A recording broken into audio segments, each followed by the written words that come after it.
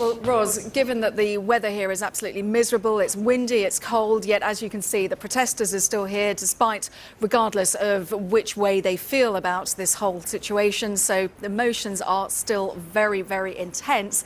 And of course, Theresa May's deal was rejected by a lesser margin than in January, but still by 3 figures. What happens next? I'm learning to take things day by day here at Westminster. So let's speak to Cindy Yu. She's a political reporter for The Spectator, just to find out what we do tomorrow, because we're expecting a vote tomorrow. Just talk us through how that is going to look and what MPs will be voting for. So the motion tomorrow will be to decline to have a no-deal Brexit on the 29th of March. So some people have called this taking no deal off the table, but that's not strictly what it is. It just takes it off the table for the 29th of March. So Theresa May is likely to vote for the motion, meaning that she'll vote against no deal, the legal default herself. Well, exactly, because if no deal is the legal default, just explain to us, I know we're getting into techniques, but this is such an interesting period in terms of the political history in terms of the UK. How do you do that then? How do you take something that is the legal default off the table?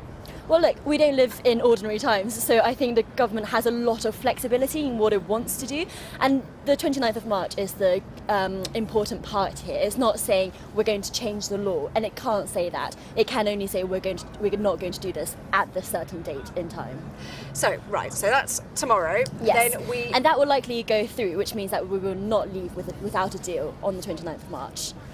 So what happens next? So then on Thursday we will have another vote to request an extension to Article 50. Now what that means is that the EU can then come back and say, okay, we'll give you a 3-month extension or a 21-month extension, and we don't know which one is which, and we don't know what strings will be attached to an offer like that. So all we can do on the British side is to request an extension and not actually get an extension unilaterally. And MPs will probably vote for that, for an extension.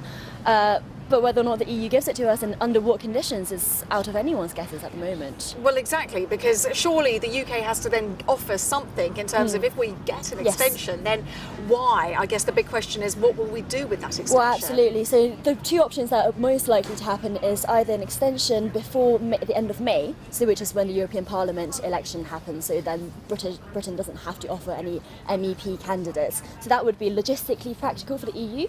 But, you know, that's another 2 months. So what are we going to achieve before then? Maybe meaningful vote 3. It's possible. Or we will have a 21-month long extension, by which time we can have a general election, a second referendum. Something could change the parliamentary calculus. That means something changes, and something like this doesn't happen again. So if we have, and I was saying we take it day by day, but if we do have a meaningful vote 3, brace yourself, how would that work?